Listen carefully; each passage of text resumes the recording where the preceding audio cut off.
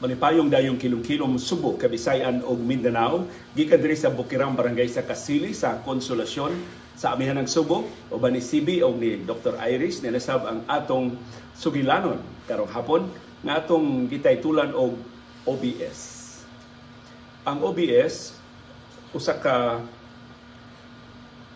plataporma sa pagsibiya nga ako nakatunan tungod sa pandemya sa COVID-19. Napugos ko pagkat-on sa OBS kay mao na malay bugtong paagi na makapadayon mo sa among pag-broadcast bisan ko napawong na ang DYAB ug ang ABS-CBN.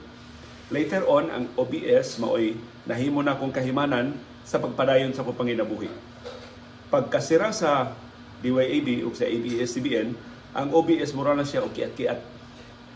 Napag-uhan mi sa plataporma nga mahimo na mong usab-usabon ang among look, mahimo na mong usab-usabon ang among background, mahimo nang usab-usabon unsay kinatibuk-an nga dagway sa among broadcast. But later on I realized nga kundi ko mo tarong og kat-on sa OBS, di may tsura ang akong programa.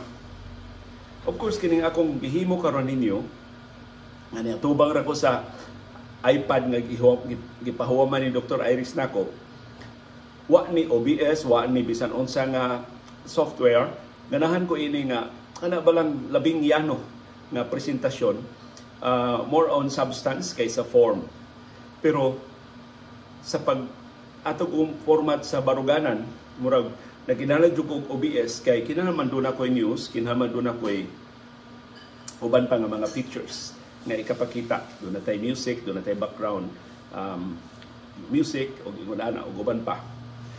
Na sugdan nako unsa man ang OBS, unsa may lami anang OBS. Kanang OBS libre na siya nga software, ma-download na nimo nga way bayad. Unya ang open na siya nga murag broadcast software nga hapit tanang mga nakita nimo karong mga programa sa YouTube ug sa Facebook na gamit og OBS. Bisan kanang mga coverage sa mga santos nga misa, kanang mga coverage sa mga sports programs nga dili gyud ba mga TV networks na daghan kay mga ekipo, OBS mo gigamit na setup. Kay ang OBS ang imong dagway moros nagka og professional nga studio.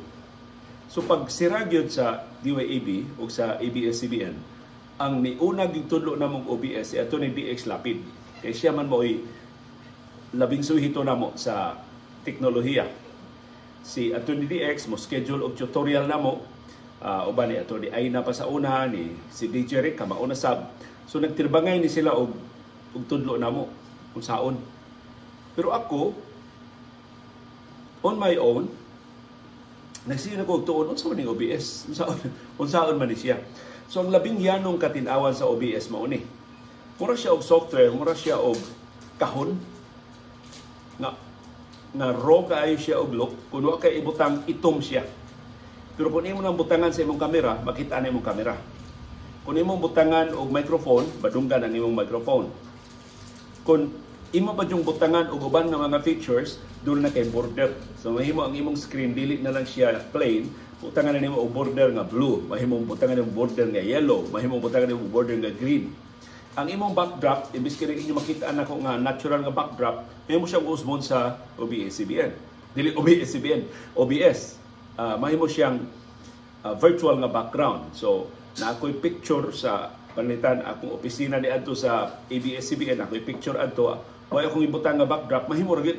Sumura ra ko naa sa akong opisina, pero ang OBS doon na sa siya iyang kaugalingong mga limitasyon. Unya sa OBS, murag ang OBS is platform of layers. So pananglitan kanang akong graphics sa akong mga headlines, usa na siya ka layer. Kanang sa chat, butangan akong chat box, usa na siya ka layer. So ako silang giabot aron nga dili mag-abihas, murag ra gid ka og gadua, murag ka gadua-dua, murag ka drawing bitaw nga kining nga portion sa screen para ni sa chat, kining nga portion sa screen para ni sa headlines, kini nga portion sa screen para ni sa icon, para ni sa logo, ug uban pa. Ya kaniadto daghan kay mig ipamutang, makabantay tele mo daghan kay mig ipamutang, do na pa may oras, do na pa may pizza, do na pa may kana ba kay malingaw man ka nga bisan unsa imong ibutang mahimo ra gyud.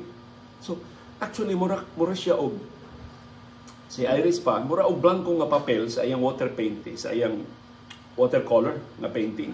Mura blanco nga papel lara nimo unsa imong pagwiris-wiris, unsa imong pahimutan nga mga colors, unsa imong i-drawing, unsa imong presentasyon nga gusto himuon. In other words, ang OBS flexible kaayo na kun ang imong look himuon imong formal, mahimo kang formal look. Ang imong look himuon nimo nga kining informal, mahimuon nimo nga funny, himuon nimo nga festive, mahimo ra gyud sa OBS. So kanang look nato sa OBS karon, mao na akong gipili nga minimal na lang kaayo, pila na lang ka layers ang akong gibutang. Kana na lang wa na koy oras, wa na koy petsa kay unsa may kapuslanan, buta pa kog oras mo, buta pa kog pizza, kasagaran sa mga viewers dili ba sila maka-view live sa programa. So mao nay pipila sa mga konsiderasyon. Pero looking back, human sa tulo ka tuig nga pandemya, kundi pa tungod sa pandemya, di mi ka mao og OBS. Ano man, wa man pailog. Ang OBS na ginahanglan og pailog. Kana to pagkat-on og bagong butang. So ay ra gud pagkat-on og bagong butang nga wa jud kay exposure sukad masukad, wa jud ka kamao ba unsaon. Lisod kay magsugod kag uno niya, dako na ta og pangidaron. Mo na akong feeling, sus. Kalisod ini. Pero ang pressure ba nga I have to continue my program, unya dili mahimo nga magkomoritsing nga akong programa. So kinahanglan kog tabang, kinahanglan ko og format, kinahanglan ko og platform aron nga passable ang atong programa. Sa mga nakaila-tili nako, sa mga nakasunod tili sa akong programa, bisag adto patili ko mag-broadcast sa bukong, makasabot ra mo. Pero sa mga doon na matay bag-o nga mga viewers, nga wa in taon makasubay sa ako pang pagka magsisibya sa una. So ikakita nila nakamuritsing maning plataporma ha. Di nila hatag, di sila mohatag og second look. Labian lang tanilan, labi na sa daghan kay mga kapilian diha sa mga online platforms. So mao nay usa sa mga konsiderasyon mo nang pugos kog kat-on sa OBS. Without the pandemic, I won't have patience sa pagkat-on sa OBS. Di mo na nga sus tawgon ko sa polisin, Leo nahiwi ang iyong kuano, wa magtungod ang imong tinuod daghan kay kag mataligaman, kung daghan kay kag himuon ba. Mo nang i-simplify na lang nako. In fact, kining atong programa sa hapon, pari katong atong yung original nga panahom sa kilom-kilom, mura ra mo gitong format sa baruganan. Ang title ra man maoy o ang mga topics ra man maoy, pero ang treatment sa topics, ang tempo sa program, ang pace sa program, ang format maura gid gyapon ang baruganan. Murag ang panahom sa kilom-kilom, murag baruganan afternoon edition. So motong konsulta man gani ko ninyo, nangita ko og format nga lahi sa baruganan aron nga lahi sab diri sa panahom dayong kilom-kilom. Although ako nabantayan ang atong viewers sa panahom dayong kilom-kilom, di gyud sa makadaghan sa niagi nga panahom sa kilom-kilom. So akong conclusion ana, it was the format. Ganahan mo og kanang labas gyud nga balita, ganahan mo og mga komentaryo sa hapon. Sama ganahan sa mong balita o ganahan sa mong komentaryo sa buntag. So it's the format nga inyong ganahan. Mas daghan ko og viewers atong panahom sa kilom-kilom kaysa karon sa panahom dayong kilom-kilom. I think murag wala gani kabot katunga ang ato mga viewers sa panahom dayong kilom-kilom. Og nasubo ko ana kay I was thinking nga kining atong format sa panahom dayong kilom-kilom mura siya timeless, dili siya time bound, nga bisag di ka kapaminaw karon maulang gihapon siya ugma, dili ba siya mabahaw. O bisan paminaw nimo 1 month from now, labas gihapon siya kay di man siya time bound, di man siya bound sa news items, di man siya bound og mga kontrobersiya. Istorya man siya sa tinuod nga mga tao, sa tinuod nga mga experiences. So manay akong gilauban, but apparently di ko kabauan ng formata or mas daghan gyud ta og viewers nga ganahan gyud og current news, current affairs na diskusyon. I get that. Og daghang salamat sa inyong feedback na gihatan. So maybe mahimo ko mobalik sa akong original nga format sa panahon sa kilom-kilom pero perting dakuha atong trabaho. As in, mura ba ko og tibok adlaw na lang nga magsige og andam sa duha na to ka programa. Ang baruganan akong andamon the night before ug umatag og adlawon para kahinahanglan sa dako og pila ka oras. So mo-average ko mga 4 hours pag andam og usa ka oras nga programa. Sa panahon dahil kilom-kilom, kung magpaniod to, magsuwat ko sa akong kolom sa Freeman, pagkahuman, di ako matuog, mag-andam na ko sa panahon sa kilom-kilom. So, mura og kuan, mura og dili mada sa akong oras ang maong format. So, mauto nga, himo ta ining mas simple na format na di ko kinahanglan paghipo sa mga balita, di ko kinahanglan nga padangat niyo sa latest nga news items o latest nga controversies, kundi mo sugilon ko og mga tinuod nga mga sugilanon sa tinuod nga mga kinabuhi. Hoping nga kasagaran ninyo madani usugod na sab og istorya namo unsay inyong mga sugilanon sa kinabuhi nga doon na naman mo gi-share nga mga sugilanon sa kinabuhi pero kada bang sumpay-sumpay pa lang kun mahimo kana na inyo sugilanon bitaw nga kuan gyud gikas sinugdanan hantos tong hantos pagtapos inyo ginang sugilanon kamo gyud inyo ginang aktual nga panghitabo sa inyong kinabuhi. So mao nay akong purpose ini mo ang format sa atong programa. Inyo mabandayan, simple kaayo. Katubang laming CV o camera, o niya i-upload ni nako, ikahuman na mo og recording, na makita na ninyo, hopefully by 5 p.m. Kada 5 p.m. Pero usa kasagaran, lapas ta og alas 5, labi na kon doon na may kakulian ni CB, o doon na kakulian sa either sa kahimtang sa panahon, o doon na may laing gibuhaton, dari sa among Bukirang Barangay sa Kasili sa Konsolasyon.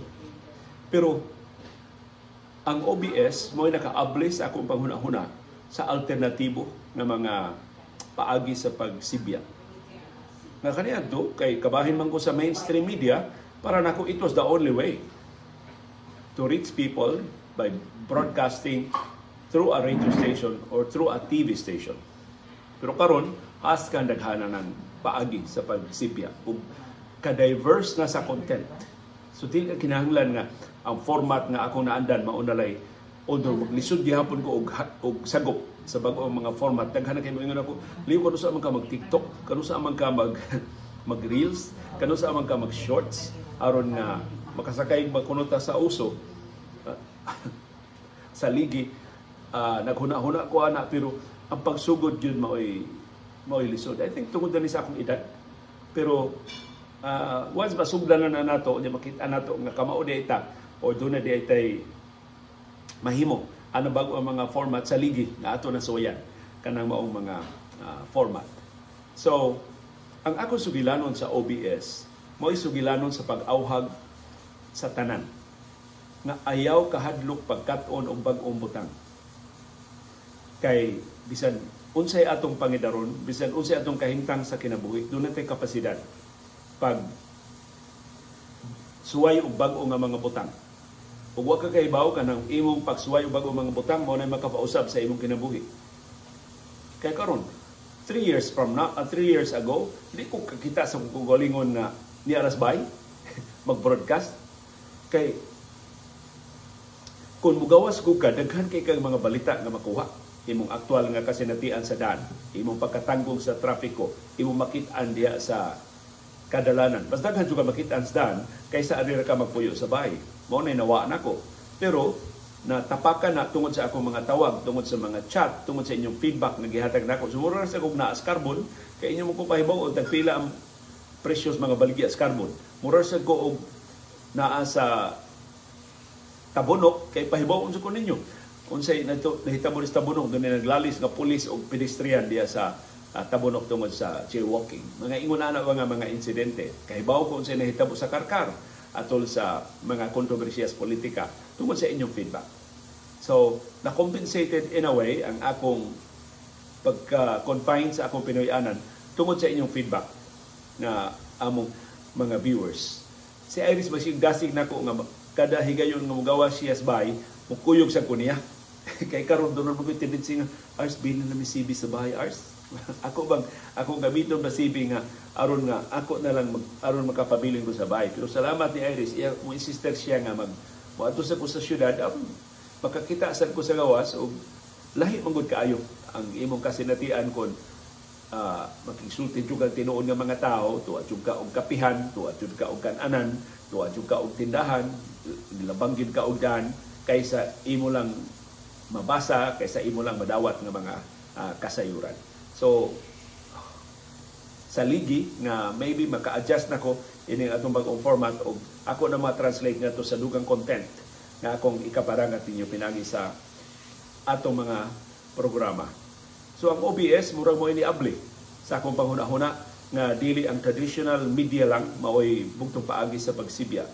O karon baya akong istorya ang pipila nato ka mga kauban sa media, perting paita sa ilang kahimtang.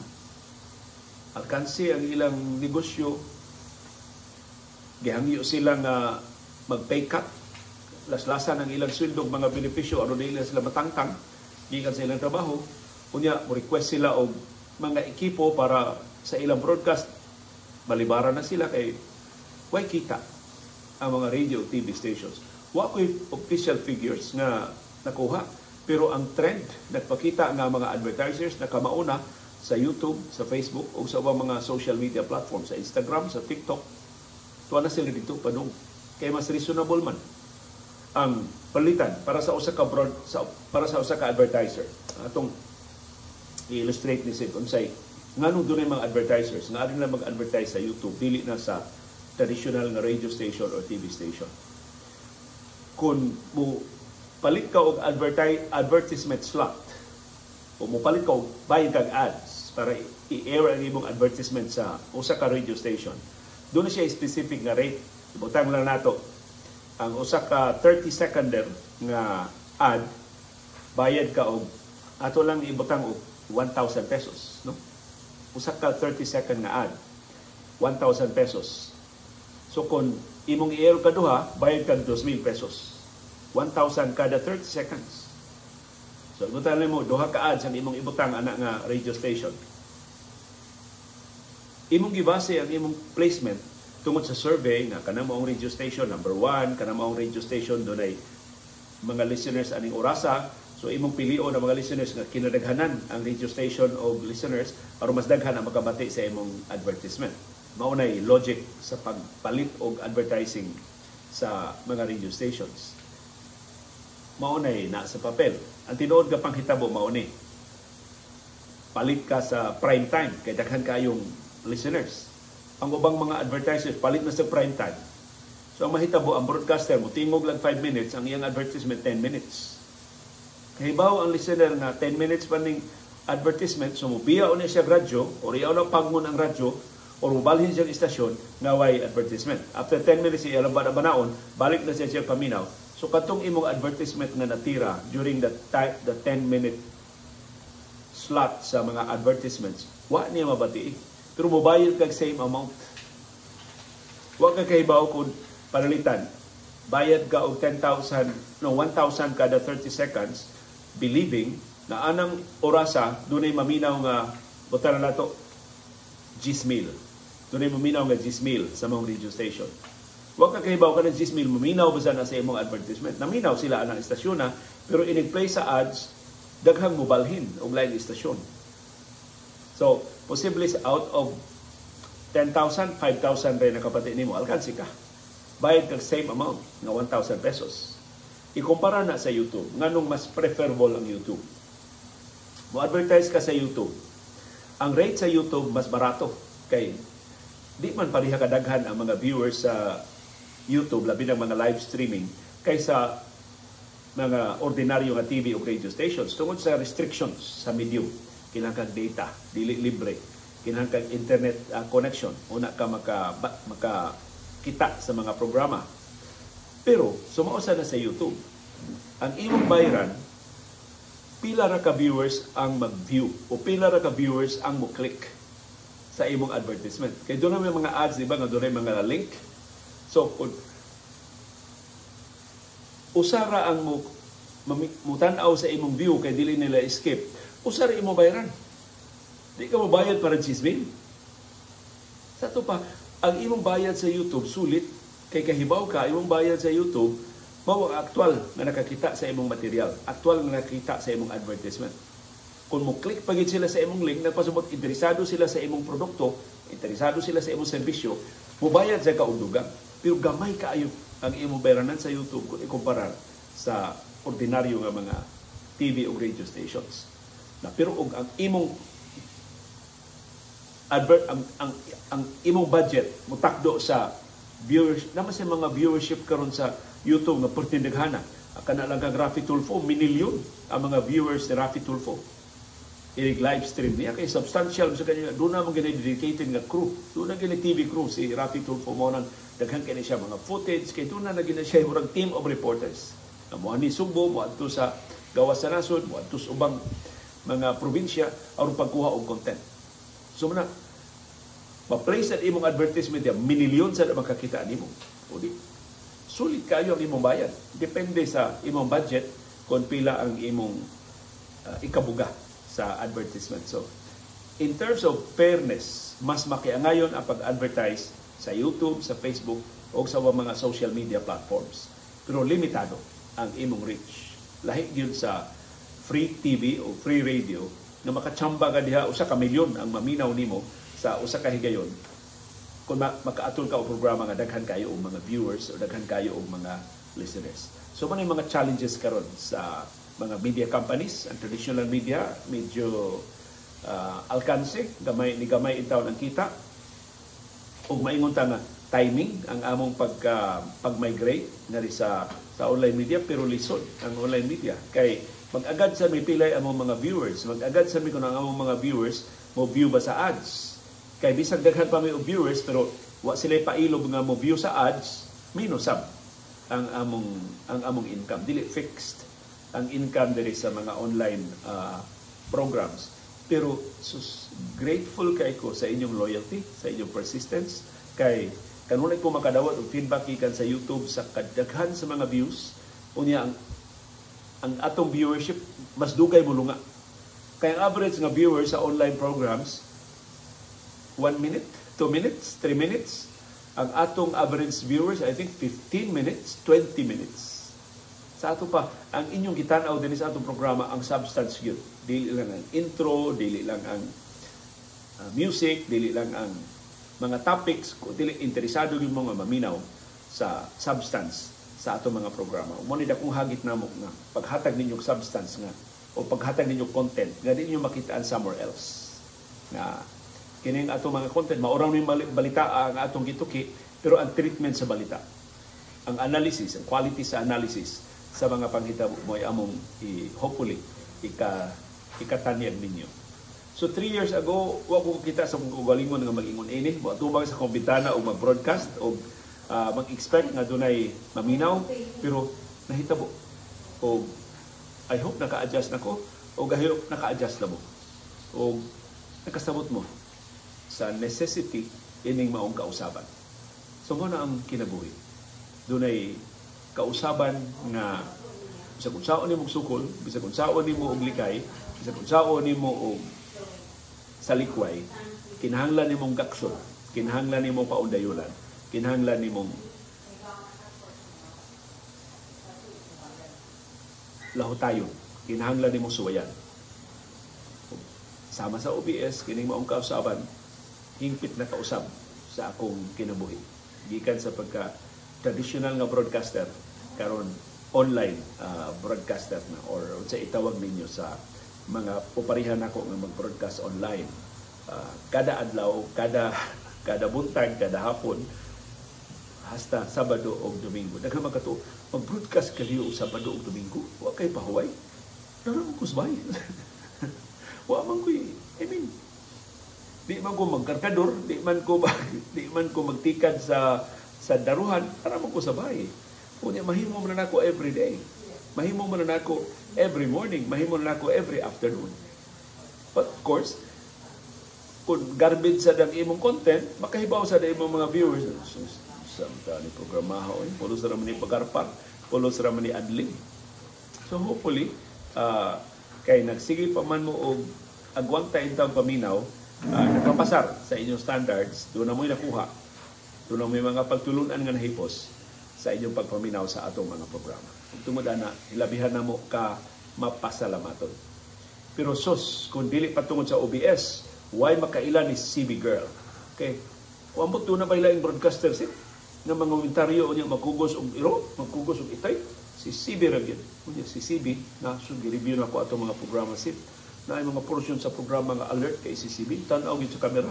Nasa mga parties programa si nga bopiyong gid imong mata si mura og bisag kun saan yung pagkaroon ingnon magduka jud ka sa atong komentaryo. Dilan salamat CB girl sa imong pag-agwanta in taon pagkuyog sa atong programa. Kamo unsay bag-ong skills nga inyo nakatunan sa niaging pandemya o karong bago nga wa gyud magtuo nga inyong mahibaw-an sa inyong tibuokong kinabuhi. Unsay labing dagkong kausaban nga nahitabo sa inyong kinabuhi nga pipila ka tuig na labay wa gyud mo mag-expect nga mahitabo pero karon komportable na kaimo sa niini mong kausaban nga nahitabo ninyo. Palug iasoy ang inyong kaugalingong bersyon sa OBS.